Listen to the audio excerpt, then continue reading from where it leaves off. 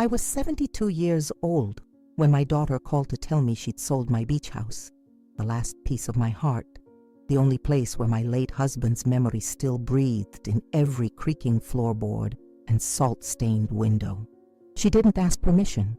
She didn't even have the decency to tell me in person. Just a cold phone call. "We're leaving tomorrow. Your beach house has already been sold. Goodbye." In that moment, standing in my kitchen with my husband's coffee mug shattering at my feet, I could have crumbled. I could have accepted that my own daughter saw me as nothing more than an inconvenient obstacle to be erased. But instead, I laughed, because 23 years ago my husband made me promise to keep a secret buried beneath those floorboards, a secret that would either save me or destroy what was left of our family. And my daughter had no idea what she'd really sold. This is the story of how I discovered that the people who are supposed to love you can become strangers wearing familiar faces. How betrayal doesn't always come from enemies, but sometimes from the daughter you raised and the son-in-law who whispered poison in her ear. How a dying man's final act of love can reach across the grave to protect the wife he once betrayed. And how sometimes the only way to save your family is to let it break completely and see what's worth rebuilding from the wreckage. What I found in that basement changed everything, and what happened next will make you question everyone you trust. If this story moves you, please follow our channel, leave a like, and comment below telling us where you're watching from. Your support means the world to us. I was 72 years old, standing in my small kitchen in Charleston, when the phone rang that gray November morning. The kind of morning where the fog rolls in thick from the harbor, wrapping itself around the old oak trees like a burial shroud.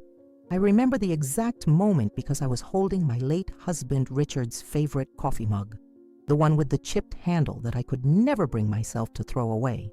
And when I heard my daughter's voice on the other end of the line, my fingers went numb. The mug slipped, shattered against the tile floor, and I watched the brown liquid spread across the grout lines like veins of grief. "Mom, we're leaving tomorrow morning. Your beach house has already been sold. Goodbye." Not, "How are you?" Not, "I hope you understand." Just those cold surgical words that cut through 20 years of silence between us like a scalpel through scar tissue. I should tell you something about that beach house. It wasn't just a property. It was the last breathing piece of my marriage to Richard, the only place where I could still smell the salt air mixed with his Old Spice cologne, where the floorboards still creaked in the same spots where we used to dance on summer evenings, with the windows open and Nat King Cole playing on the old record player. That house on Folly Beach held our entire history. The 4th of July barbecues when my daughter was still small enough to ride on Richard's shoulders. The Christmas when we built a bonfire on the sand and sang carols while dolphins played in the moonlit waves. The morning I found out I was pregnant and Richard cried tears of joy while the sunrise painted the ocean gold. My daughter knew all of this, and she sold it anyway. But here's the thing that made me laugh. A sound that came out of my throat like broken glass, startling even me. She had no idea what that house was really hiding. None of them did. Not her husband Marcus with his expensive suits and wandering eyes. Not the realtor who'd been circling like a vulture for months. Not even the buyer, whoever they were. Because 23 years ago, on a humid August night that smelled like jasmine and desperation, Richard had taken me down to the basement of that beach house. His hands were shaking. I remember that so clearly because Richard never shook, not even when the doctors told him about the cancer, not even during his final days when the morphine made him hallucinate about his childhood in Tennessee. But that night his hands trembled like autumn leaves as he pried up a loose floorboard beneath the old washing machine. "Eleanor," he'd said, and the way he spoke my name made my blood run cold. "I need you to promise me something. Promise me you'll never tell anyone about this. Not our daughter, not your sister, not a living soul." Underneath that floorboard was a small iron safe, no bigger than a shoebox, covered in rust and dust. I could hear something rattling inside when he shifted it, something that sounded like papers or maybe jewelry, I couldn't tell. The basement light was dim, casting shadows that made Richard's face look skeletal, ancient. "What is it?" I'd whispered, afraid of the answer. "Insurance," he'd said. "For you. For our family, but only if you keep it secret." He pressed a small brass key into my palm, and it was warm from being clutched in his sweaty hand.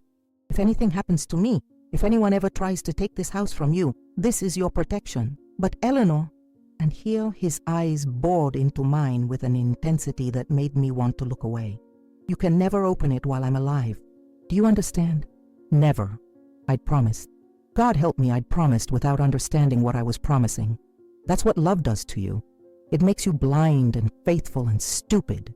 Now, standing in my kitchen with coffee soaking into my slippers and my daughter's voice still echoing in my ear like a curse, I understood why Richard had been so afraid.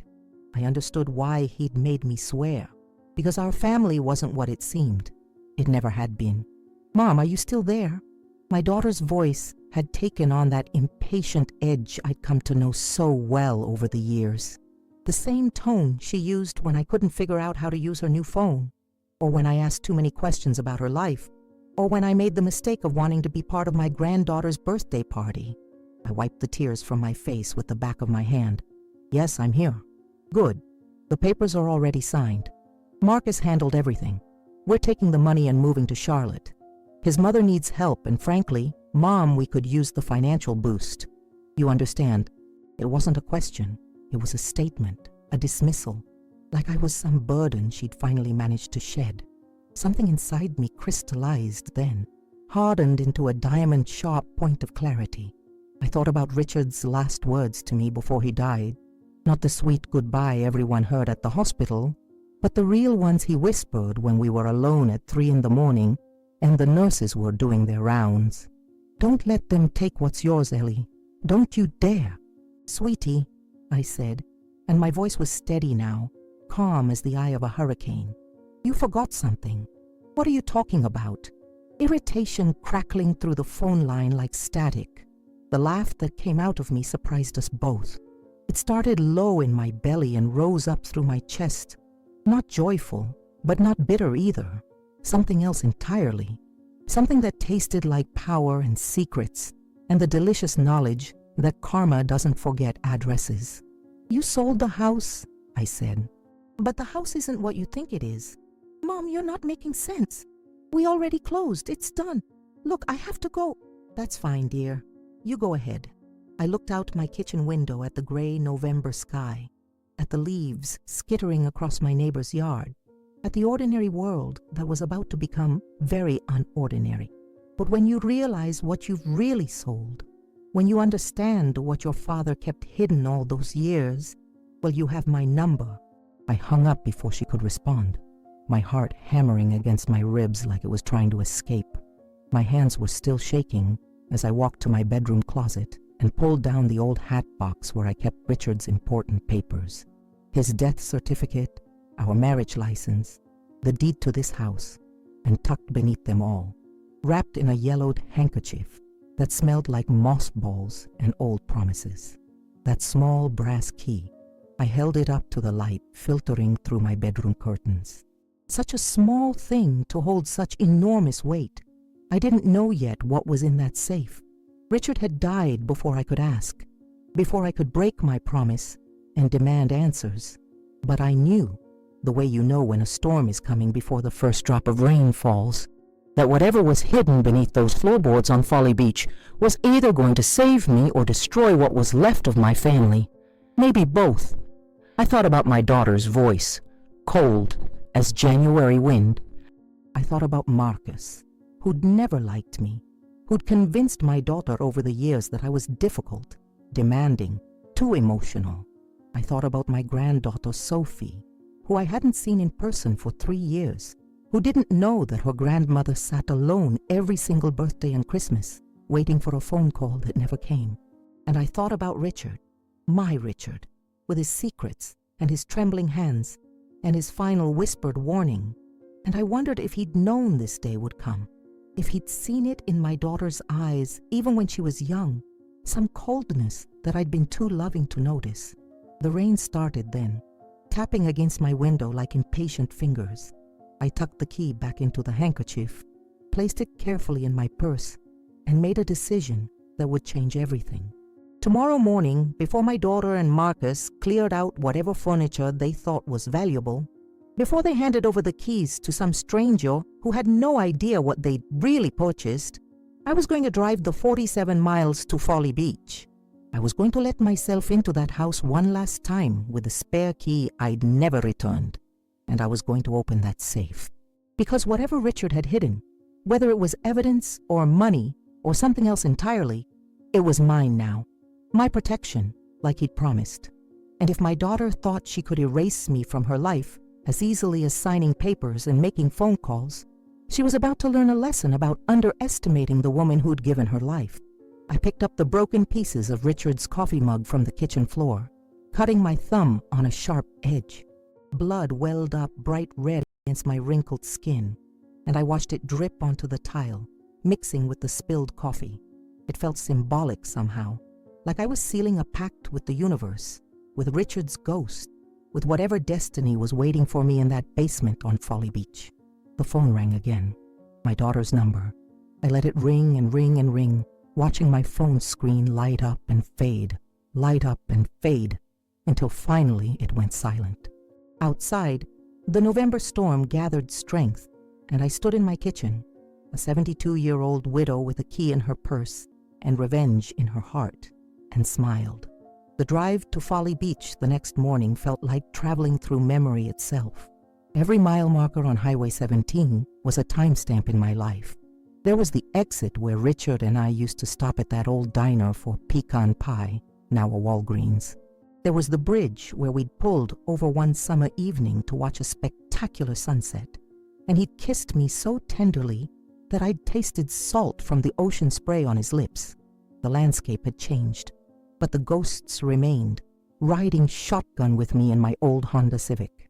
The November sky was still gray, threatening rain that never quite fell.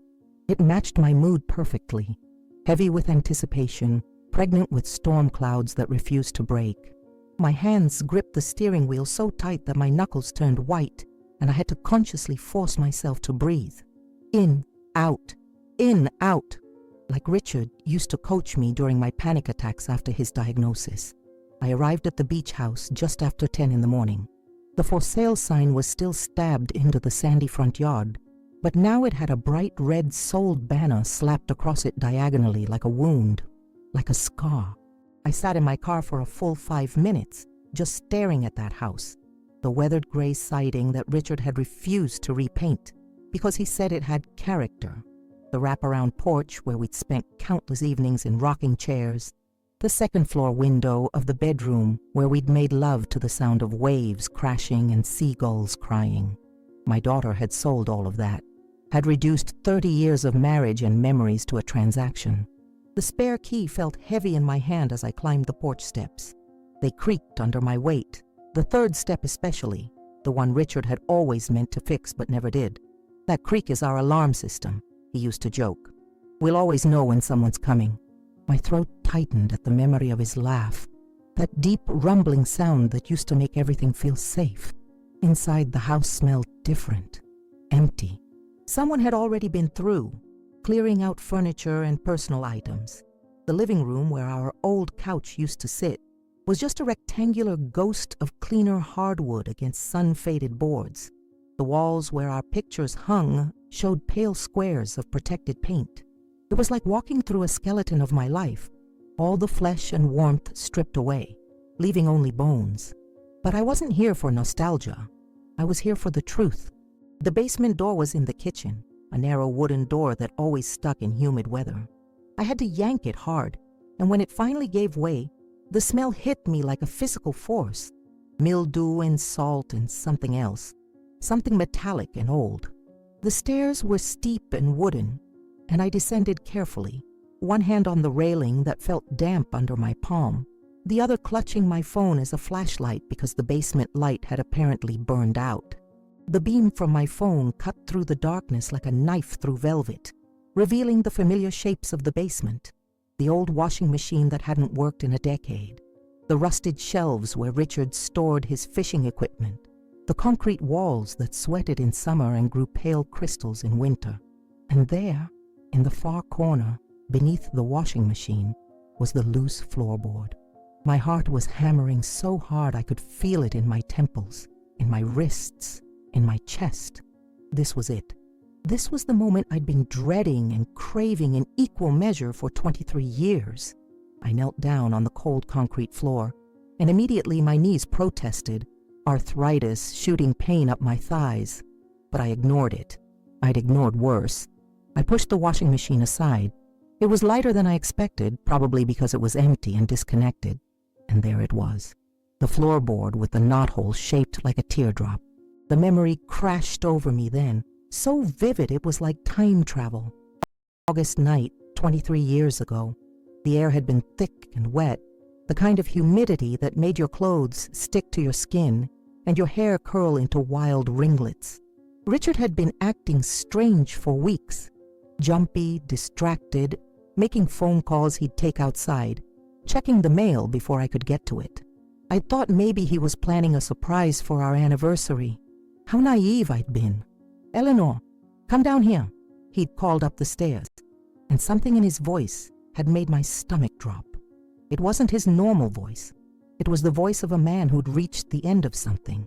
I'd found him sitting on an overturned bucket in the basement, his face pale, summer tan, his hands shaking as he smoked a cigarette, something he'd quit 10 years earlier. The air was blue with smoke and fear. "Richard, what's wrong? You're scaring me." I'd moved toward him, but he'd held up one hand to stop me. "Just listen," he'd said. "Listen carefully, because I can only say this once, and I need you to understand." He'd stood then, stubbed out the cigarette on the concrete floor, and walked to the washing machine. His hands were trembling so badly he could barely grip the edges, but he'd managed to shift it aside. Then he'd knelt, his knees cracking, I remembered that sound so clearly, and pried up that floorboard with a screwdriver. The safe had looked newer then, not yet covered in the rust and dust of decades. It was small, black, with a combination lock on the front and a keyhole on the side. "This," he'd said, and his voice cracked like breaking glass. "This is for you, for our family. But Eleanor, you have to promise me, swear to me on everything we've built together, that you will never open this while I'm alive. Never tell anyone it exists. Not Claire, not your sister, not our lawyer, not our priest. No one. Richard, what's in there? Why are you? Promise me." He'd grabbed my shoulders then, his fingers digging in hard enough to bruise, his eyes wild with something I'd never seen before. Not fear exactly, something beyond fear. Terror mixed with resignation, mixed with love so fierce it was almost violent. "I promise," I'd whispered, and he'd pulled me into his arms so tight I could barely breathe, his heart pounding against my cheek like a war drum.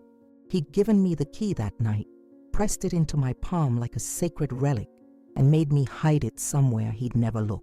"If anything happens to me," he'd said, "if I die, or if someone tries to take this house, or if Claire ever—" He'd stopped himself then, bitten his lip until it bled.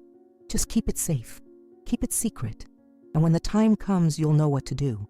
Now kneeling in that same basement 23 years later, with my daughter's betrayal fresh as an open wound, and Richard 7 years in his grave, I understood that the time had come. I pulled up the floorboard. It came away easier than I expected, and there, nestled in the dirt and darkness like a buried heart, was the safe, smaller than I remembered, more pathetic looking, covered in orange rust and white cobwebs, but still there, still waiting. My hand shook as I reached into my purse and pulled out the brass key wrapped in Richard's old handkerchief. The metal was warm from being pressed against my body during the drive. I unwrapped it slowly, reverently, like unwrapping a bandage from a wound I wasn't sure had healed. The safe had both a combination lock and a keyhole. Richard had never told me the combination, another secret he'd taken to his grave, but he'd given me the key, and I had to believe that was enough. I slid the key into the lock. It fit perfectly, like it had been waiting all these years for exactly this moment. I turned it and heard the click of tumblers falling into place, a sound like destiny, like fate, like the sealing of contracts written in blood and tears and broken promises. The safe door opened with a creak that echoed through the basement like a scream. And inside, oh God, inside was everything, and nothing I'd expected. The contents of that safe spilled across my trembling hands like evidence from a crime scene, because that's exactly what it was, a crime scene. Just not the kind you'd call the police about. There were letters, dozens of them, maybe 50 or more, bound together with a rubber band that had long since lost its elasticity and crumbled to dust the moment I touched it. The paper was yellowed, some pages spotted with what looked like water damage or tears. I couldn't tell which. The handwriting on the envelopes was feminine, looping and elegant, written in faded blue ink that had bled through the paper in places. My hands wouldn't stop shaking as I pulled out the first letter. The envelope was addressed to Richard at our old apartment in downtown Charleston, the one we'd lived in during the first years of our marriage before Claire was born. The return address made my blood run cold. Margaret Chen, with an address in Savannah I didn't recognize. Margaret. I knew that name. Richard's colleague from the architecture firm where he'd worked in the 80s. The woman he'd mentioned casually over dinner sometimes, always in passing, always with Claire present, so I wouldn't ask too many questions. Margaret thinks the courthouse renovation should include more natural light. Margaret suggested we bid on the hospital project. Margaret. Margaret. A name I'd heard so often it had become background noise, meaningless as elevator music.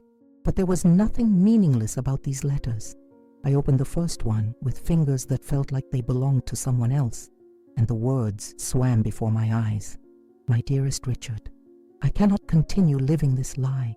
Every day, I wake up and remember that what we have is stolen time, stolen moments, stolen everything. You say you'll leave her, but we both know. I couldn't read anymore. Not then. Not with my heart trying to claw its way out of my chest, and my breath coming in short, painful gasps that echoed off the basement walls. I dropped the letter like it had burned me, and it fluttered to the concrete floor like a dying bird. Richard had an affair. My Richard. The man who'd held my hand through 3 miscarriages before Claire was finally born. The man who'd slow danced with me in the kitchen at midnight when I couldn't sleep, who'd brought me soup when I was sick, who'd cried at our daughter's baptism like he was witnessing the face of God. That man had betrayed me, and he'd kept the evidence hidden beneath our beach house for over 40 years. But there was more in the safe. My horror-numb fingers found photographs next, Polaroids with that distinctive white border and faded colors that screamed 1980s. Richard and a beautiful Asian woman with long dark hair, standing together in front of a fountain I didn't recognize. Richard and the same woman sitting at a restaurant table, their hands intertwined, looking at each other with such raw intimacy that I had to look away. Richard kissing her cheek while she laughed, her eyes closed, her joy so evident it stabbed through me like a knife made of ice. I counted 17 photographs total, 17 captured moments of a life Richard had lived without me, a parallel universe where I didn't exist, where he was someone else's husband, someone else's love, someone else's future.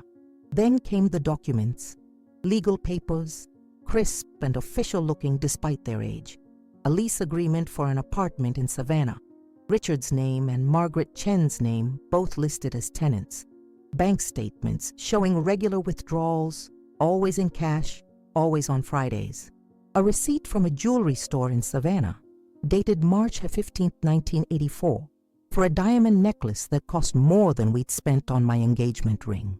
March 1984. I knew that date. That was the month Richard had told me he needed to work on a project in Savannah for 6 weeks. The month he'd come home every weekend looking exhausted, distant, like he was living between 2 worlds and couldn't quite commit to either one. The month Claire had caught chicken pox and I'd called him crying, begging him to come home early, and he'd said he couldn't. The project was too important.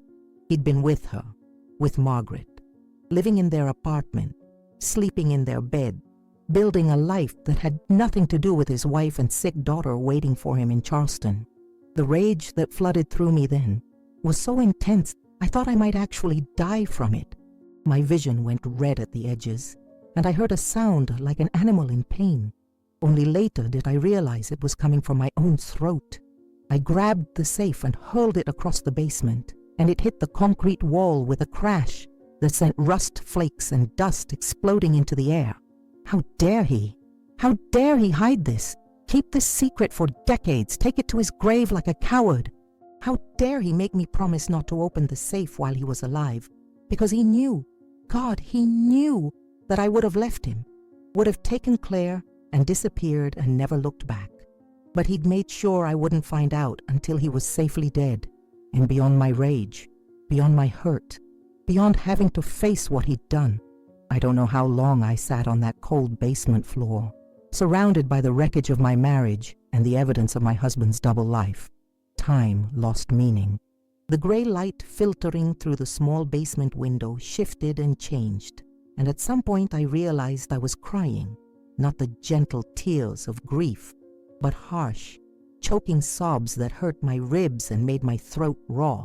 Eventually, when I had no more tears left, when I was nothing but an empty shell of shock and betrayal, I started gathering up the letters and photographs. My movements were mechanical, robotic. I couldn't think anymore. Thinking hurt too much. That's when I found the last item in the safe, a sealed envelope, cream-colored and expensive-looking, with my name written on it in Richard's distinctive handwriting. Not Eleanor or Ellie, but Mrs. Eleanor Whitmore, formal, distant, like I was a stranger receiving official correspondence. I stared at that envelope for a long time. Part of me wanted to burn it, to flush it down a toilet, to tear it into 1,000 pieces and scatter them in the ocean. But another part, the part that had loved Richard for 43 years, that had nursed him through his final illness, that had held his hand as he took his last breath, needed to know what he had to say for himself. I opened it carefully, my hands surprisingly steady now, and pulled out a single sheet of paper covered in Richard's handwriting. The letter was dated June 3rd, exactly 1 week before he died. "My darling Eleanor," it began, and I almost laughed at the audacity of him calling me darling after everything. But I kept reading. "If you're reading this, then you've opened the safe, which means something has happened that forced your hand. I pray it's not what I fear most, that Claire has hurt you. But I know my daughter, Eleanor. I know what I've done to her by loving her the way I have, by making her complicit in my secrets, by teaching her that loyalty matters more than truth. I'm so sorry. The affair with Margaret ended in 1985. I swear to you, on everything holy, it ended. I chose you. I chose our family. I chose our marriage. But I kept the evidence because I needed to remember what I'd almost destroyed, what I'd almost thrown away for something that was never real, never lasting. Margaret died in 1997. Cancer, sudden and brutal. I went to her funeral, told you I was at a convention in Atlanta. That was the last secret I kept from you, I swear it. After that, after seeing her in that casket, I understood that the only real love I'd ever known was with you. The safe contains something else, something I need you to find. Behind the photographs, there's a false bottom. Press down on the left corner.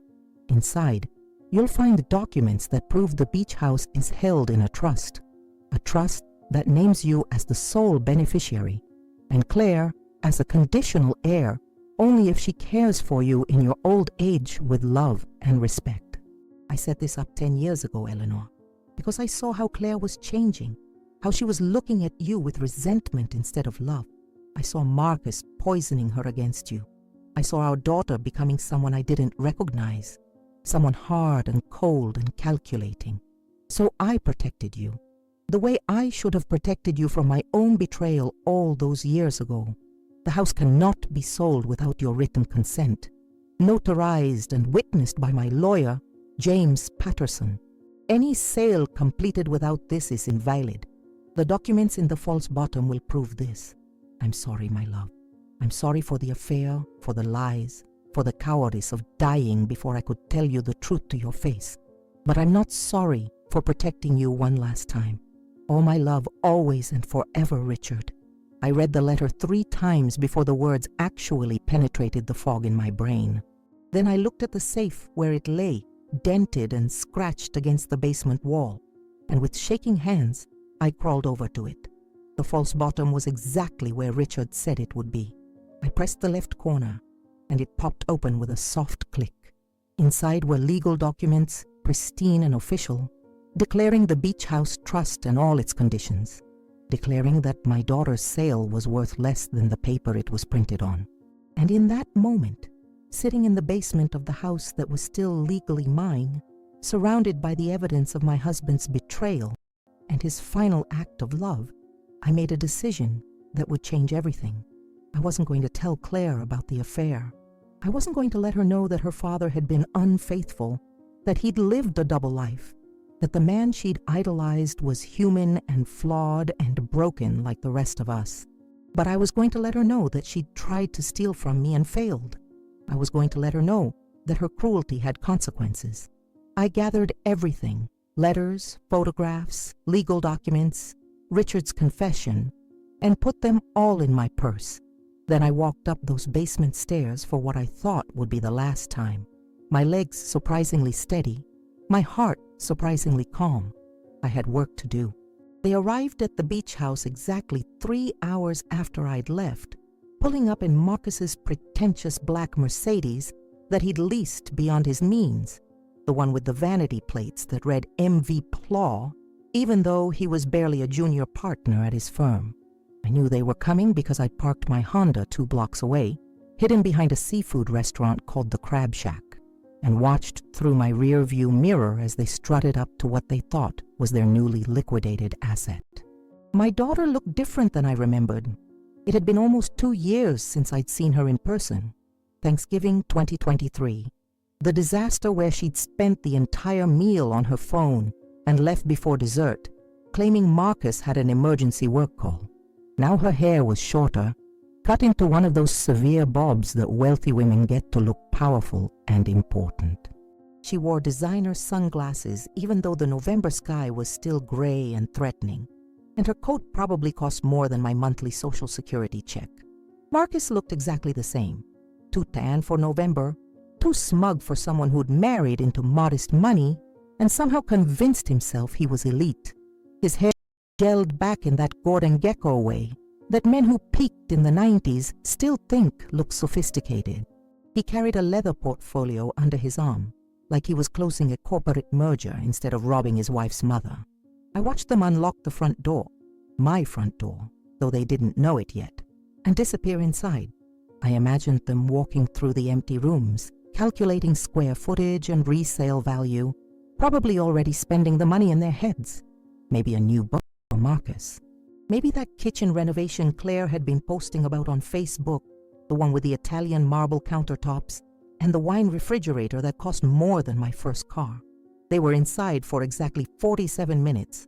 I know because I counted every single one, my hands gripping the steering wheel so tight that my wedding ring, Richard's grandmother's ring, the one he'd given me on a beach not far from here, left an impression in my palm. When they came out, Claire was laughing, actually laughing, her head thrown back, while Marcus said something I couldn't hear but could imagine, probably some joke about how easy it had been to dispose of the old lady's property, how I just rolled over and accepted it like the doormat I'd apparently become in their eyes. That's when something inside me snapped. Not the hot rage I'd felt in the basement, but something colder, something calculated, something that felt like justice wrapped in barbed wire. I started my car and drove directly to James Patterson's law office on King Street in downtown Charleston. James had been Richard's attorney for 30 years, had drawn up our wills, had handled the probate after Richard died. He was 78 years old now, semi-retired, but Richard's letter had specifically named him, and I trusted my dead husband's judgment more than I'd ever trust my living daughter's. The receptionist, a young woman with kind eyes who reminded me of what Claire used to be before Marcus got his hooks in her, told me Mr. Patterson was booked solid. But when I said it was about the Whitmore estate and Richard's trust, her demeanor changed completely. She picked up the phone, spoke quietly, and within 2 minutes, I was being ushered into a mahogany-paneled office that smelled like old books and expensive cologne. James Patterson stood when I entered, his movements slow but dignified, and the look on his face told me he'd been expecting this call for years. "Eleanor," he said, and his voice was gentle, careful, like he was talking to someone standing on a ledge. "I wondered when you'd come." "You knew?" The question came out sharper than I intended. "You knew about the trust?" "Richard set it up in 2015, James said, gesturing for me to sit in one of the leather chairs across from his desk. "Made me swear I wouldn't tell you unless you came to me, or unless someone tried to sell the property without your notarized consent. He said—" James paused, and I saw something flicker across his face, something that looked like pity mixed with respect. "He said you'd know when the time was right." I pulled the legal documents from my purse and spread them across his desk. "My daughter just sold the beach house, closed the deal yesterday, signed all the papers, took the money. She called to tell me it was done." James picked up the documents, and I watched his eyes scan the pages with professional efficiency. Then he did something I didn't expect. He smiled. Not a happy smile, but the smile of a chess player who's just seen checkmate 3 moves away. "Eleanor, this is very good news for you and very bad news for your daughter." He pulled out a legal pad and started writing in that careful, precise handwriting that lawyers seem to develop. "The sale is invalid, completely, utterly void. The trust documentation supersedes any power of attorney or inheritance claims." Richard was very specific about this. The property could only be transferred with your express written permission, notarized by me specifically, with a 72-hour waiting period to ensure you weren't being coerced. "What does that mean?" I asked, even though I already knew.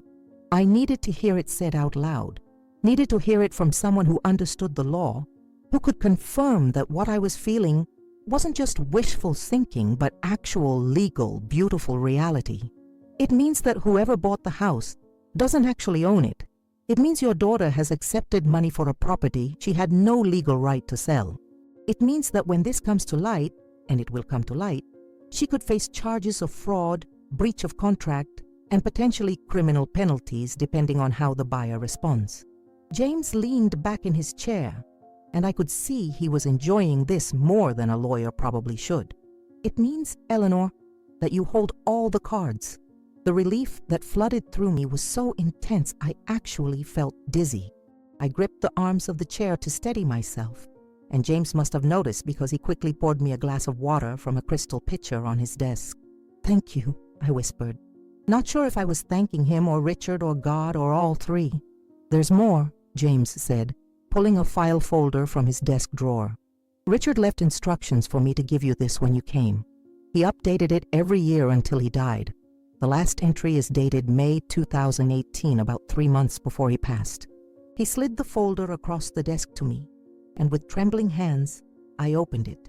Inside were photographs, recent ones, digital prints on glossy paper, photos of Claire and Marcus at expensive restaurants, at charity galas, on vacation in the Bahamas, photos of my granddaughter Sophie, my beautiful Sophie, who I hadn't seen since she was 15, standing next to her parents at her high school graduation, at her prom, at her 18th birthday party, events I hadn't been invited to, milestones I'd missed, a whole life that had continued without me. And Richard had documented every exclusion, every rejection, every deliberate act of erasure. Richard hired a private investigator, James explained quietly, not to spy exactly, but to document. He wanted proof of the pattern, of Claire's behavior towards you, of Marcus's influence. He said that if it ever came to a legal battle over his estate or your well-being, you'd need evidence that this wasn't just a simple family disagreement, but a systematic campaign of elder abuse. Elder abuse. The words hit me like a slap. I'd never thought of it that way. I'd convinced myself that Claire was just busy, that Marcus was just protective of their time, that I was being too sensitive, too needy, too much like the clingy mother that nobody wanted. But Richard had seen it clearly, had seen his daughter's cruelty for what it was, and had built a legal fortress around me before he died. "What do I do now?" I asked, and my voice sounded small and lost in that big office with its leather-bound law books and its view of Charleston's historic district. James Patterson smiled then, a real smile, warm and almost grandfatherly. Now, Eleanor, you let me handle the legal parts. I'll contact the buyer, explain the situation, return their money. I'll inform Claire and Marcus that the sale was invalid. And then he paused, and his eyes got that sharp, predatory look that successful lawyers never quite lose. And then you decide what kind of relationship you want with your daughter going forward. Because right now, you hold all the power. The house is yours. The trust is ironclad. And Richard made sure that if Claire wants any inheritance at all, she has to prove she's capable of treating you with love and respect. I thought about Claire's laugh as she walked out of the beach house. I thought about the coldness in her voice when she'd called to tell me the house was sold. I thought about Marcus's smug face and all the years of being excluded and diminished and made to feel like I was the problem. And I thought about Richard, my complicated, unfaithful, protective husband, who'd betrayed me with Margaret Chen, but had loved me enough to make sure I'd never be helpless. I want to confront her, I said, and my voice was steady now, strong. I want to see her face when she realizes what she's done. James nodded slowly. That can be arranged. But Eleanor, be prepared. This is going to get ugly before it gets better. Maybe it won't get better at all. I know, I said. And I did know. I'd already lost my daughter years ago, slowly, incrementally, like watching someone drown in shallow water while pretending not to notice. This was just making it official. One more thing, James said as I stood to leave. Richard also set up a secondary trust, smaller, about $50,000, specifically for Sophie's education. It can only be accessed if Sophie reaches out to you directly and maintains a relationship. Richard wanted to make sure his granddaughter had a choice, even if her parents didn't give her one. I left James Patterson's office with hope blooming painfully in my chest. Hope that maybe, just maybe, Sophie would come looking for the grandmother she'd been kept from. Hope that Richard's final gift wasn't just protection, but the possibility of reconciliation with the grandchild I'd loved from the moment she was born. The call came exactly 3 days later, at 7:43 in the morning.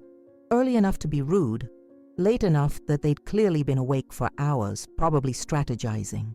Claire's voice was different this time, not cold and dismissive like before, but sharp with barely contained panic. "Mom, we need to talk. Now. Marcus and I are coming to your house in an hour." She hung up before I could respond, which was typical. Claire had perfected the art of ending conversations on her terms, of leaving no room for discussion or debate. It was something Marcus had taught her, I think. That particular brand of aggressive communication masquerading as efficiency. I spent that hour getting ready with the kind of careful deliberation that felt almost ceremonial.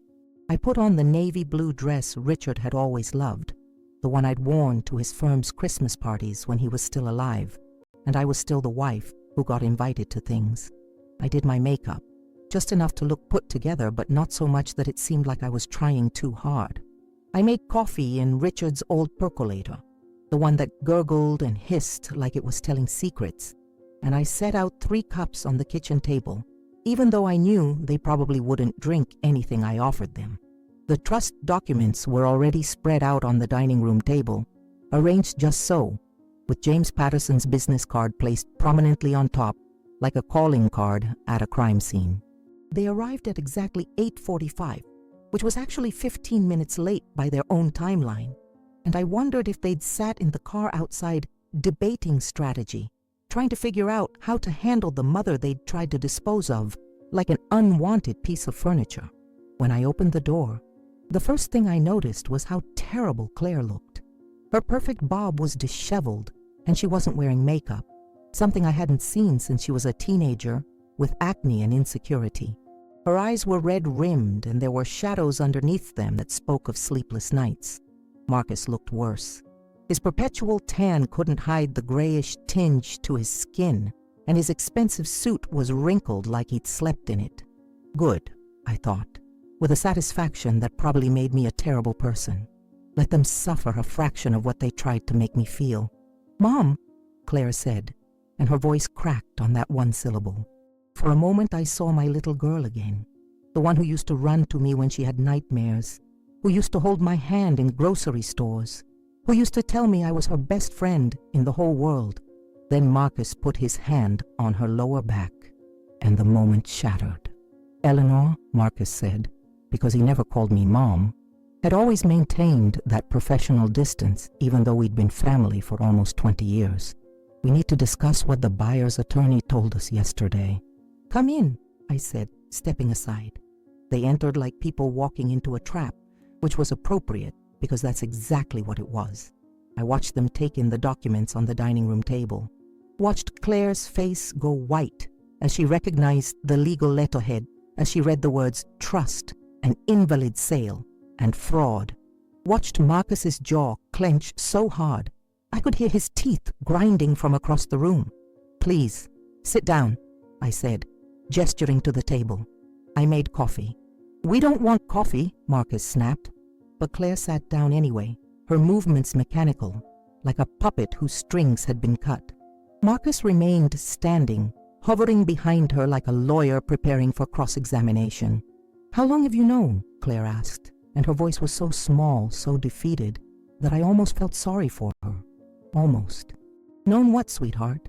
I kept my voice neutral, pleasant, like we were discussing the weather and not the systematic attempt to steal my home and security. Don't play games, Mother. And there it was. Mother, not Mom. The formal address she used when she was angry, when she wanted to put distance between us. The trust, the documents, the fact that you apparently let us complete an entire illegal transaction before bothering to mention that you still owned the house. I didn't let you do anything, I said, and my voice was sharper now, cutting. You made a choice, Claire. You decided to sell property that wasn't yours without consulting me, without even having the basic decency to visit me in person. You reduced your mother to a phone call and a goodbye. So yes, I knew about the trust. Your father made sure I'd be protected from exactly this kind of betrayal. Betrayal? Marcus's voice was incredulous. Eleanor, we were trying to help you. The house was too much for you to maintain. We were going to use the money to find you a nice assisted living facility. Assisted living? The laugh that came out of me was harsh, bitter. I'm 72, Marcus, not 92. I drive, I cook, I take care of myself just fine. What I don't need is my daughter selling my property out from under me and calling it help. Claire started crying then. Not the pretty, delicate tears she'd perfected for getting her way, but ugly, gasping sobs that shook her whole body. You don't understand. We needed that money. Marcus's firm is having financial issues, and we're behind on Sophie's college tuition. And the house in Charlotte is more expensive than we thought, and you thought you could solve all your problems by stealing from me. I finished for her. Did you really believe I wouldn't fight back? Did you think I'd just accept being discarded? Marcus's face had gone from gray to red, a dangerous color that reminded me of Richard in his last days, when the cancer had spread to his liver. This is ridiculous. We're family. We had every right to assume. You had no rights, I interrupted, and I stood up then, placing both hands flat on the table, leaning forward like a prosecutor making a closing argument. None. The house was never part of Richard's general estate. He set up that trust specifically to protect me from this exact situation. And based on these documents, I tapped the papers with one finger. He saw this coming years before he died. That landed like a bomb. I watched Claire's face crumble as she processed what I'd said. Daddy knew. He knew I would. She couldn't finish the sentence, couldn't say out loud what her father had seen in her. The greed, the callousness, the slow transformation from loving daughter to calculating stranger. He documented everything, Claire. Every holiday I wasn't invited to. Every birthday you forgot. Every time you made excuses about why I couldn't see Sophie. He hired a private investigator, not to spy on you, but to protect me. To make sure that if it came to this, I gestured at the papers between us, I would have proof that this wasn't just a family disagreement, but a pattern of elder abuse. Elder abuse? Claire's voice was shrill now, hysterical. That's insane. I never abused you. Abuse isn't just physical, sweetheart. It's isolation. It's manipulation. It's making someone feel worthless and unwanted until they believe they deserve to be treated like garbage." My voice broke on that last word, and I hated myself for it. Hated showing weakness in front of them. It's selling your mother's home without her consent and calling it help. The silence that followed was suffocating. Marcus had finally sat down, his expression oscillating between rage and fear, probably doing the legal math in his head, calculating the damage this could do to his already precarious career. Claire just stared at the documents like they were written in a language she couldn't understand. "What happens now?" Marcus finally asked, and his voice had lost all its bravado, all its courtroom confidence. "Now," I said, pulling out James Patterson's business card and sliding it across the table. "You contact my attorney. You return every penny of that sale money to the buyer. You sign documents acknowledging the invalid transaction. And you pray very hard, that the buyer doesn't decide to press criminal charges for fraud. And then," Claire whispered, "after we do all that, what happens to us?" I looked at my daughter, really looked at her for the first time in years, saw past the expensive haircut and the designer clothes to the frightened woman who'd somehow convinced herself that her mother was the enemy. I thought about forgiveness. I thought about Richard's affair with Margaret, about how I'd chosen not to tell Claire, about how secrets and lies and protection all got tangled up together until you couldn't tell where love ended and damage began. "That depends," I said carefully, "on whether you're willing to acknowledge what you've done. Not just legally, but morally. On whether you're capable of seeing me as a person instead of an obstacle or an ATM machine. On whether my granddaughter, your daughter, deserves to know the grandmother who's loved her since the day she was born." Claire's tears were flowing freely now, and I wanted to comfort her. God help me. Even after everything, I wanted to wrap my arms around my daughter and tell her it would be okay, but I couldn't. Not yet. Maybe not ever.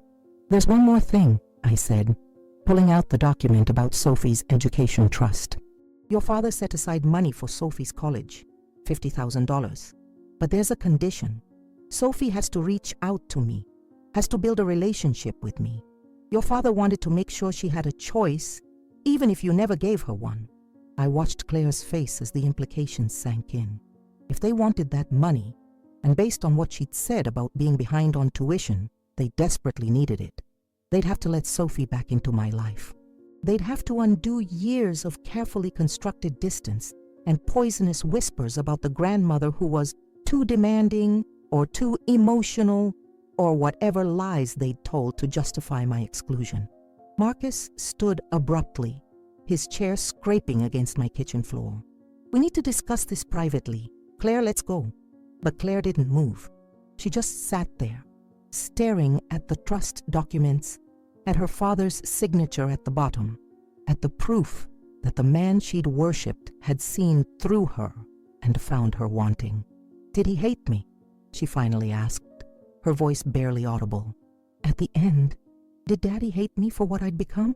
And there it was, the question I'd been dreading, the one I'd hoped she wouldn't ask, because I didn't know how to answer it honestly without destroying what little remained between us.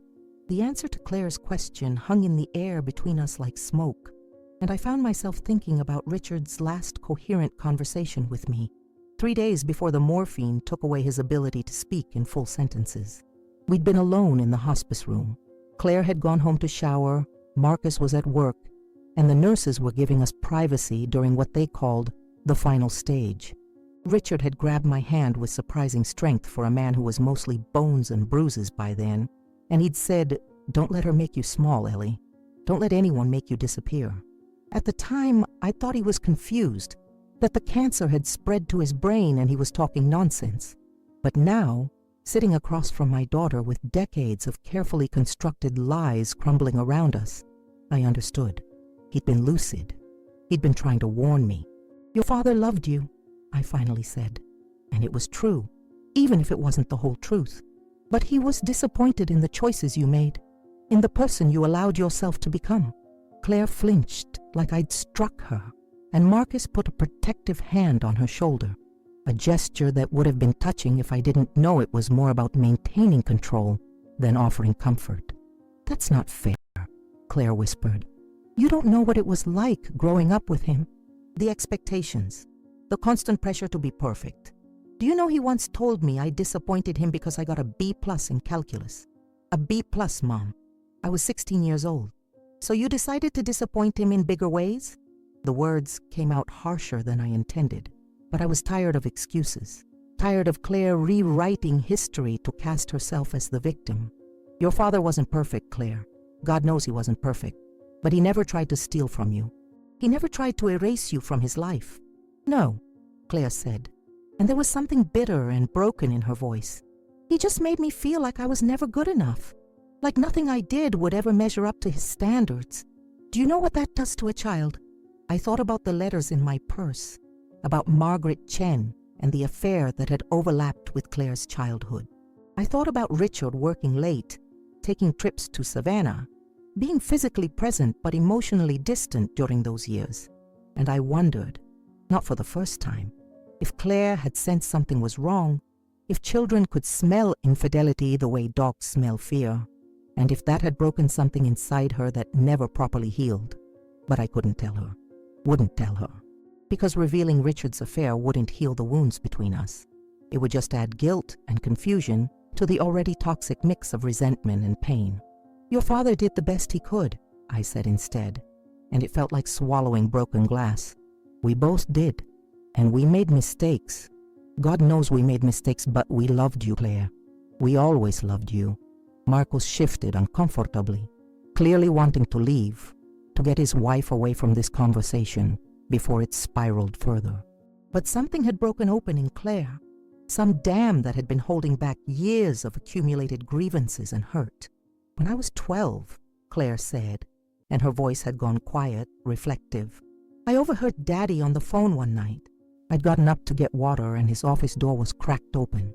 He was talking to someone, I didn't know who, and he said, 'She's just not what I expected.' I thought she'd be different. I always assumed he was talking about me." My heart stopped. The timeline was wrong. Richard's affair had ended in 1985 when Claire was only 5. By the time she was 12, he'd been devoted to our family, or so I'd thought. But what if there had been someone else? What if Margaret hadn't been the only one? What if my entire marriage had been built on quicksand and I'd been too blind or too afraid to see it? "Claire," I started, but she held up her hand. I spent my entire adolescence trying to figure out what was wrong with me, why I wasn't what he expected, why I could never make him proud, no matter what I accomplished. And eventually I just stopped trying, stopped caring, decided that if I was going to disappoint him anyway, I might as well disappoint him on my own terms. The confession hung between us, and I saw clearly for the first time how Richard's emotional distance, whether caused by his affair, his guilt, his own unresolved childhood trauma, or all three, had created wounds in our daughter that had festered for decades. How those wounds had made her vulnerable to Marcus's influence, to the idea that her parents were obstacles instead of allies, to the belief that she deserved to take what she wanted because nothing had ever been freely given. "I'm sorry," I said, and I meant it, even though I wasn't sure exactly what I was apologizing for. For Richard's failings, for my own blindness, for the family we could have been but never were. Claire looked up at me, and for just a moment I saw past the hardness to the scared 12-year-old eavesdropping on her father's phone call, trying to understand why she wasn't enough. That's when my doorbell rang. We all froze. I wasn't expecting anyone. James Patterson was supposed to call before visiting, and I had no other appointments. Through the frosted glass of my front door, I could see a figure standing on my porch, but I couldn't make out details. "Are you expecting someone?" Marcus asked, his attorney instincts making him suspicious of interruptions. "No," I said, standing up and walking to the door with a strange sense of foreboding. When I opened it, the world tilted sideways. Standing on my porch was a young woman I barely recognized, 20 years old, maybe 21, with Richard's dark eyes and my bone structure and Claire's stubborn chin. She was wearing jeans and a college sweatshirt that said UNC Chapel Hill and she was crying. "Grandma?" Sophie said, and her voice broke on the word. "I'm so sorry. I'm so sorry. I didn't know. I swear I didn't know what they were doing." I heard Claire gasp behind me, heard Marcus swear under his breath, but I couldn't look away from my granddaughter, my Sophie, who I hadn't seen in person for 3 years, but who had apparently grown into a beautiful, heartbroken young woman. "Sophie, sweetheart," I managed to say, and then she was in my arms, sobbing into my shoulder, and I was crying too, and 20 years of maternal instinct came flooding back so strongly I thought I might collapse from the weight of it. "How did you—" I started to ask, but Sophie pulled back and looked past me to where her parents sat frozen at my kitchen table. "I saw the trust documents," Sophie said, and her voice was shaking with anger now, not just grief. "Mom left them out on the dining room table last night. I read everything about Grandpa's trust, about the beach house, about how you tried to sell Grandma's property without her permission." She turned to face Claire directly. "How could you? How could you try to steal from your own mother? Sophie, you don't understand." Claire stood up, reaching toward her daughter, but Sophie stepped back closer to me, and I felt a fierce protective pride at the gesture. "No, Mom, I understand perfectly. I understand that you've been lying to me for years about Grandma, that you told me she was too difficult and going through things, and that it was better if we kept our distance. But the truth is, you were cutting her out of our lives so you could steal from her without me knowing." So I wouldn't ask questions. Marcus stepped forward then, his lawyer face firmly in place. "Sophie, this is a private family matter." "I'm family!" Sophie's voice rose to a shout. "Or I used to be, before you and Mom decided that Grandma wasn't worth keeping around. Before you poisoned Mom against her own mother so you could, what? Pay off your debts? Finance your lifestyle? What was worth destroying our family, Dad?" The silence that followed was devastating. I watched Marcus's face cycle through emotions, anger, shame, defiance, before settling on something that looked almost like resignation. He knew he'd lost. Not just the legal battle over the house, but something more important. His daughter's respect. Maybe his daughter's love. "Sophie, honey, let's go home and talk about this calmly." Claire tried, but her voice was pleading now, desperate. "I don't want to go home," Sophie said, and she turned to me with eyes that held both hope and fear. "Grandma, can I stay here? Just for a while? I need to be away from them. I need to understand what really happened to our family." My heart felt like it was being squeezed by a giant fist. This was what Richard had planned for. This exact moment. He'd set up the trust knowing that Sophie, good-hearted and honest in ways her parents had forgotten how to be, would seek the truth, would find me, would choose to know her grandmother despite years of carefully constructed distance. "Of course you can stay," I said, putting my arm around Sophie's shoulders. "You can stay as long as you need." I looked at Claire then, saw the devastation on her face as she realized she was losing her daughter the same way she'd tried to lose me, and I felt something unexpected. Not satisfaction, but a deep, aching sadness for all the ways we'd failed each other, for all the years we'd wasted building walls instead of bridges. "You should go," I said quietly to Claire and Marcus. "Sophie and I have a lot of catching up to do, and you two have a lot to figure out." Marcus grabbed Claire's arm, practically pulling her toward the door.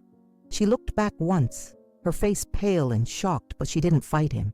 They left without another word, and through my front window, I watched them get into their Mercedes and drive away, probably toward the first real reckoning their marriage had ever faced.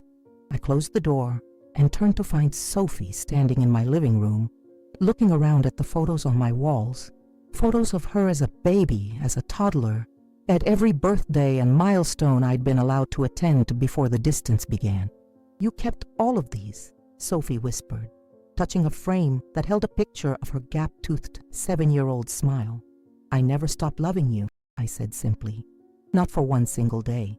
Sophie stayed for 3 days, and in those 72 hours, I learned more about my granddaughter than I'd learned in the previous 3 years of orchestrated distance and filtered phone calls. She told me about her pre-med major at UNC, about the volunteer work she did at a free clinic in Chapel Hill, about the boyfriend her parents didn't approve of because he was studying social work instead of law or medicine. She told me about the nights she'd cried herself to sleep, wondering why her grandmother had stopped loving her, because that's what Claire had implied, that I'd chosen distance, that I'd been the one to pull away. Mom said you were going through a difficult time after Grandpa died, Sophie explained on the second night, curled up on my couch with hot chocolate I'd made the way I used to when she was little. She said you needed space to grieve, that visits would be too hard for you. I believed her because why wouldn't I? She's my mother. The casual devastation of that statement, the implicit trust children place in their parents, the way lies become truths when they're told by someone you love, made my chest ache. I thought about all the birthdays I'd missed, all the milestones I'd watched slip past like water through cupped hands, all because Claire had rewritten our family history to suit her purposes. I sent you cards, I said quietly. Every birthday, every Christmas, every Easter, I sent them to your house. Sophie's face crumbled. I never got them, not one. We sat in silence for a long moment, both processing the implications. Claire hadn't just kept us apart. She'd actively intercepted my attempts to maintain connection, had systematically erased me from Sophie's life, while making it seem like I was the one doing the erasing. There's something else, Sophie said, setting down her mug with hands that trembled slightly. Something I found in Dad's study when I was looking for the trust documents. I wasn't snooping exactly, but She paused, gathering courage. I found emails between Dad and a realtor. They've been planning to sell your beach house for almost a year, Grandma, since last Christmas. This wasn't some sudden financial emergency. This was premeditated. The word hung in the air like an indictment. Premeditated, like they'd been plotting a crime, which legally speaking, they had been. But somehow knowing it had been planned, calculated, discussed over months, rather than decided in a moment of desperation, that made it so much worse. Did the emails say why? I asked, even though I wasn't sure I wanted to know the answer. Sophie pulled out her phone, scrolled through screenshots she'd apparently taken, and began reading in a voice that got progressively smaller. Marcus to realtor. The old woman won't last forever, and we need to secure assets before healthcare costs eat into the inheritance. Realtor to Marcus. I can find a buyer quickly, but you'll need power of attorney.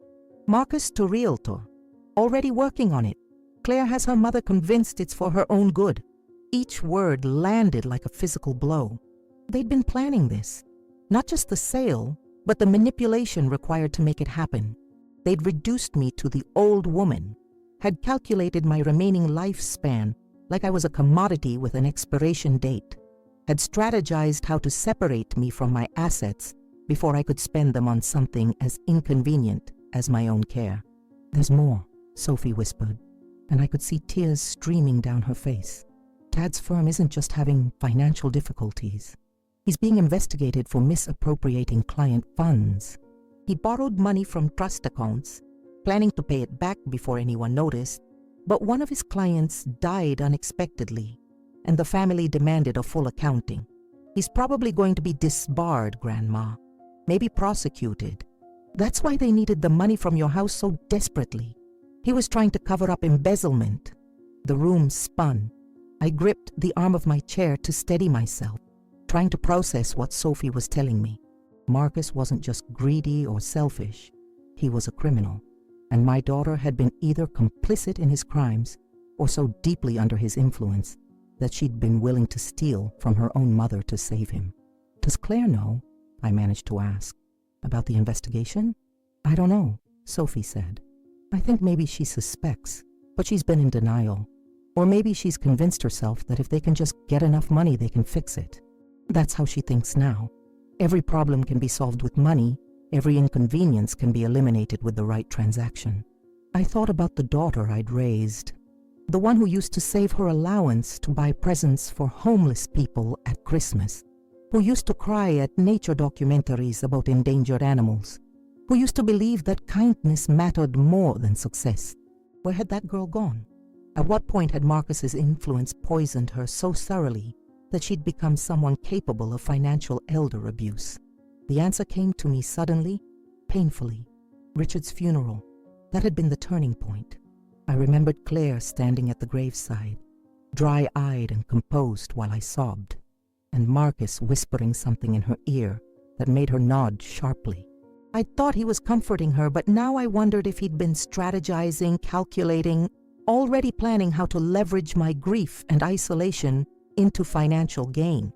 "I'm so sorry, Grandma," Sophie said, and she moved from the couch to kneel beside my chair, taking my hand in both of hers. "I'm sorry I believed their lies. I'm sorry I didn't try harder to reach you.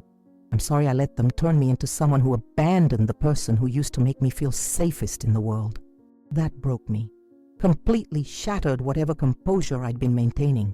I pulled Sophie into my arms and we both cried. For the years we'd lost, for the family that had been broken by greed and manipulation, for the innocence we'd both lost in learning that the people who were supposed to love us could be capable of such calculated cruelty. We were still sitting like that, wrapped in shared grief, when someone started pounding on my front door. Not knocking, pounding with the kind of aggressive force that made my windows rattle in their frames. Sophie and I pulled apart, both of us frightened by the violence of the sound. Through the front window, I could see Claire's silhouette, backlit by the street light, her arm raised to pound again. "Don't answer it," Sophie whispered. But I was already standing, already moving toward the door, because I knew what this was. This was the moment Claire had been building toward, the explosion that had been inevitable since the moment I'd revealed the trust documents. When I opened the door, Claire looked like she'd aged 10 years in 3 days. Her hair was unwashed, her clothes were the same ones she'd been wearing at our last confrontation, and her eyes had a wild, desperate quality that reminded me of Richard in his final weeks. Someone who'd reached the end of options and was running on pure adrenaline. "You poisoned her against me," Claire said, her voice ragged. "You took my daughter. You destroyed my family. Are you happy now, Mother? Is this what you wanted?" "I didn't take anyone," I said quietly but firmly. "Sophie made her own choice. She saw the truth, and she made a choice." "The truth?" Claire's laugh was hysterical, broken. "You don't know anything about truth. You've been playing victim for years, acting like you're this poor abandoned mother, but you never tried to understand my side. You never asked why I needed distance.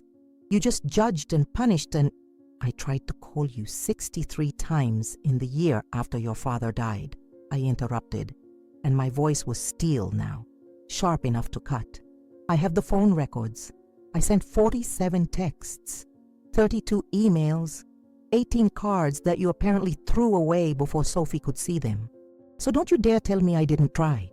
Claire staggered backward like I'd slapped her, and I saw the exact moment the foundation of her narrative cracked.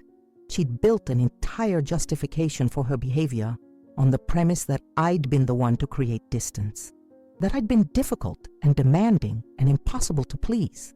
But confronted with numbers, with documentation, with proof that I'd been reaching out desperately while she'd been systematically erasing me, her story collapsed.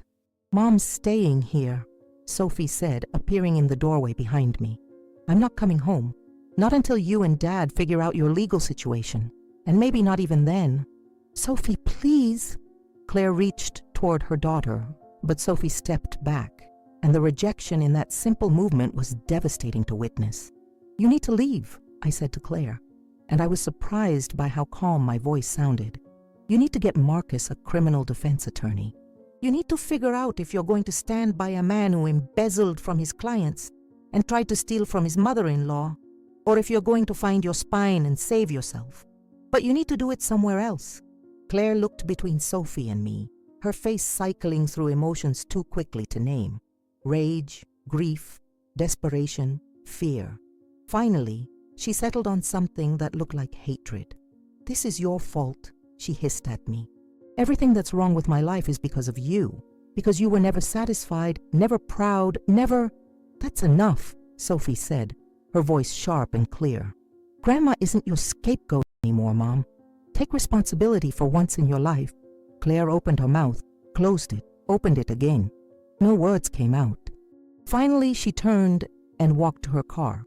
Not the Mercedes anymore, I noticed, but a rental sedan. which suggested they'd already started liquidating assets, and drove away, with tires screeching against the pavement. Sophie and I stood in the doorway for a long time after she'd gone, watching the empty street, both of us trying to process what had just happened. Finally, Sophie spoke. "Do you think she'll be okay?" And that was the question, wasn't it?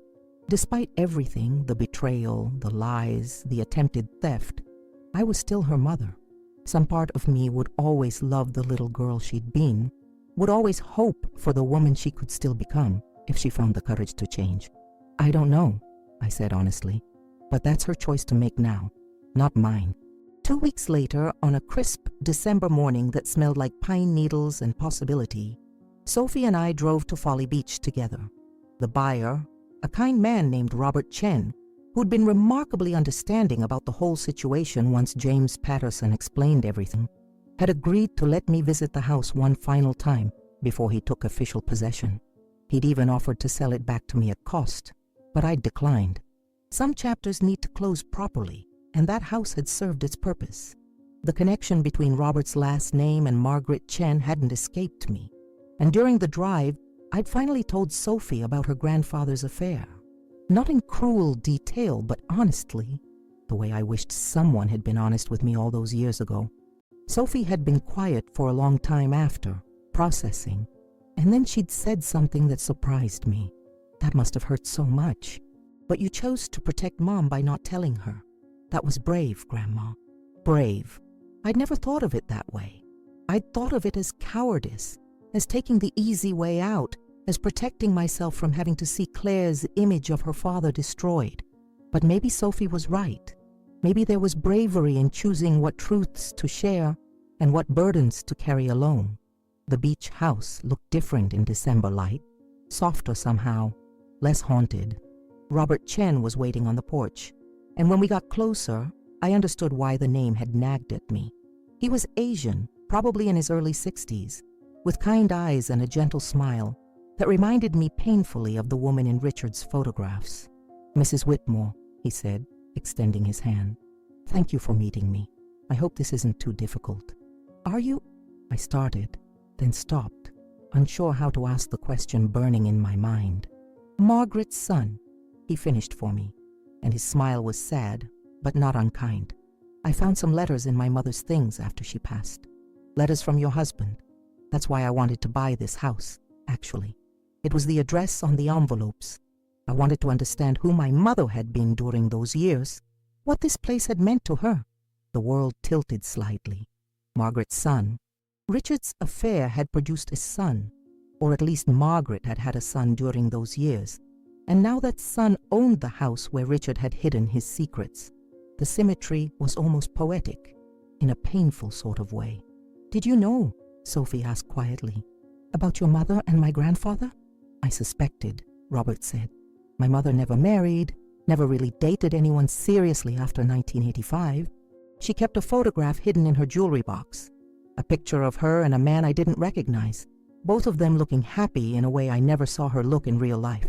When she was dying, she told me his name, Richard Whitmore. She said he'd been the love of her life, but that he'd made the right choice in staying with his family." I felt tears sliding down my face, but they weren't the angry tears I'd expected. They were something else. Grief for Margaret, who'd loved Richard and lost him. Grief for Richard, who'd lived with the weight of his choice. Grief for all of us who'd been touched by that old betrayal and were still feeling the ripples decades later.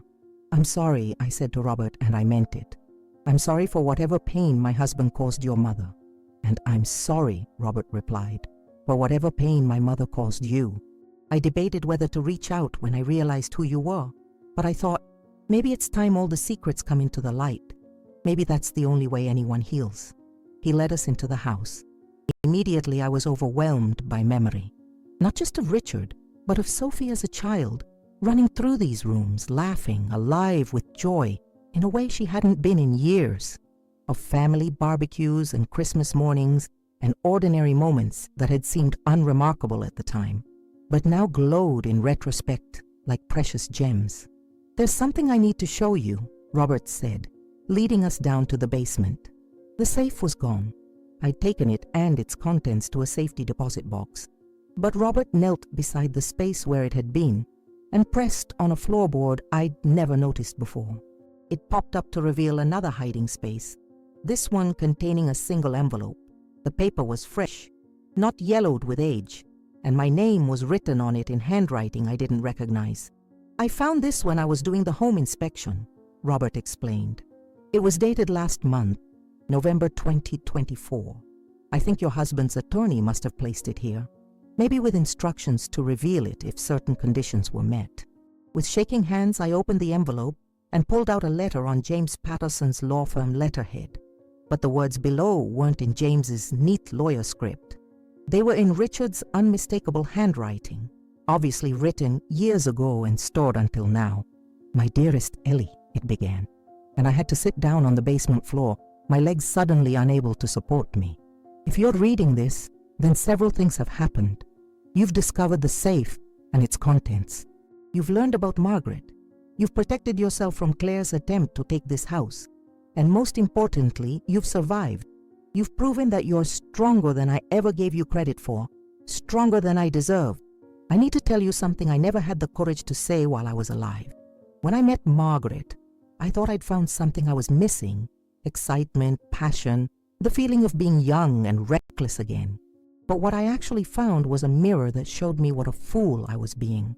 Margaret was a good woman who deserved better than a married man who would never fully commit to her. And you were a good woman who deserved better than a husband who would betray you.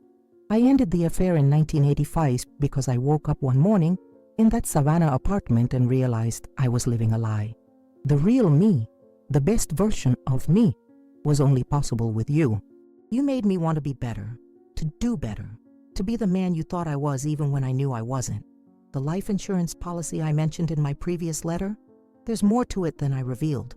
The payout is substantial, Ellie.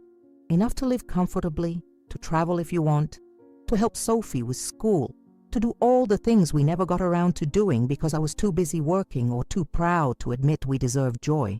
The policy information is with James Patterson. It's been paid up for 15 years, accruing value, waiting for you. I set it up after Margaret died, when I realized how precious and fragile life is, how quickly the people we love can be taken from us. Use it wisely. Use it joyfully. Use it to build the life you deserve, the life I should have given you but was too damaged and foolish to provide. And Ellie, forgive yourself for not seeing the affair sooner, for not being able to fix whatever was broken in Claire, for whatever you think you did wrong. You were the best thing that ever happened to me, and if I had 1,000 lifetimes, I'd choose you in every single one. With all my love and all my regret, Richard. P.S. Tell Sophie about the baseball cards. She'll know what I mean. I looked up at Sophie through my tears, confused by that last line, and watched my granddaughter's face transform with shock and joy. "The baseball cards," she exclaimed. "Grandpa used to collect them. He had this huge collection worth thousands of dollars. He told me when I was 8 that he was leaving them to me in his will. But after he died, Mom said they'd been lost or sold. I always wondered." "They're in my attic," I said, the memory suddenly clear, in a box marked Richard's college things. I never looked through it because it was too painful. He must have known Claire would try to claim them and made sure they stayed with me instead. Sophie started crying then, not from grief, but from the overwhelming realization that her grandfather had seen her, had known her, had loved her enough to protect something precious for her even after death. Robert Chen, who'd been standing quietly throughout this entire revelation, cleared his throat gently. "If you ladies need privacy, I can wait upstairs." "No," I said, standing up with Sophie's help. "Thank you for this, for finding the letter, for telling me about your mother, for helping close this circle. Actually," Robert said, and there was something tentative in his voice, "I was wondering if you'd be willing to tell me about your husband. Not the affair. I know enough about that. But who he was as a person. My mother never really talked about him, and I've always wondered what kind of man inspired such lasting devotion." And so we sat on the porch of that beach house, me, my granddaughter, and the son of my husband's mistress, and I told stories about Richard. The good ones and the complicated ones, the moments of kindness and the moments of failure, the full truth of a man who'd been neither villain nor saint, but something in between. As the sun set over Folly Beach, painting the sky in shades of orange and purple and gold, I realized that this was what healing looked like. Not erasing the past or pretending the pain had never happened, but integrating it, accepting it, making space for both the love and the betrayal to exist simultaneously. Sophie leaned her head on my shoulder, and I put my arm around her, and for the first time in 7 years since Richard died, I felt something that wasn't grief or anger or confusion. I felt peace. Sometimes the people we love the most are capable of hurting us in ways we never imagined possible. My daughter tried to erase me from my own life, to reduce decades of love and sacrifice to a transaction she could profit from. But in the end, it wasn't revenge that saved me. It was the imperfect love of a flawed man who saw the future clearly enough to protect me from it. Richard betrayed me with his affair, but he also gave me the tools to survive our daughter's betrayal. Life isn't about perfect people making perfect choices. It's about broken people trying to do better, even when they fail, even when it's too late to ask for forgiveness. I want you to ask yourself something tonight as you lie in bed thinking about this story. If you discovered that someone you loved, your child, your parent, your partner, had been plotting against you for months or even years, could you find it in your heart to leave the door open for reconciliation? Could you protect yourself without destroying them completely? Could you choose peace over revenge, even when revenge feels justified? These aren't easy questions, and there are no perfect answers, but they're worth asking, because the truth is that every family carries secrets, every relationship has fractures, and the line between love and betrayal is thinner than we'd like to believe. Sophie and I are rebuilding what was broken, one honest conversation at a time. Claire and Marcus are facing the consequences of their choices, legal, financial, and moral. And me, I'm learning that survival isn't just about protecting what's yours. It's about knowing when to hold on and when to let go, when to forgive, and when to simply walk away with your dignity intact. Richard's final gift wasn't just the trust or the insurance money. It was the reminder that even in our darkest moments, we have the power to choose who we become. If this story touched your heart or made you think differently about family, betrayal, and forgiveness, please follow our channel for more stories that will move you. Leave a like, share this with someone who needs to hear it, and tell us in the comments what you would have done in my place. Your engagement helps us continue sharing these powerful stories. Thank you for listening, and remember, you are stronger than you know, and you deserve to be treated with love and respect always.